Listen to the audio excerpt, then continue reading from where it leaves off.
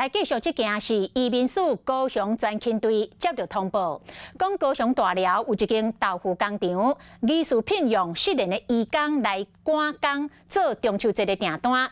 专勤队就门启早时阵，这移工佫摕塑胶篮共牵，拢总是掠到7个非法的移工。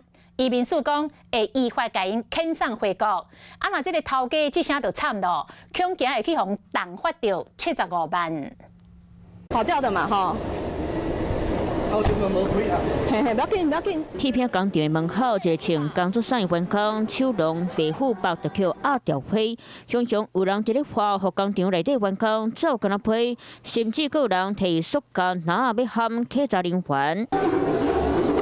加在客家人员反应紧，无妨喊着伤，除了牵拿的查甫人互压起来，客家人员嘛调查到另外6位员工，全部拢互带转来调查，原来因拢是失联的移工。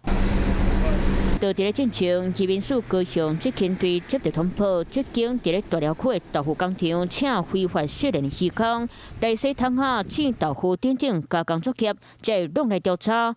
调查发现，因是因为看到一个越南籍小姐伫咧非法中人集团咧做，并且佮拍广告内容写小改工课无收中人费用，才来遮引头路。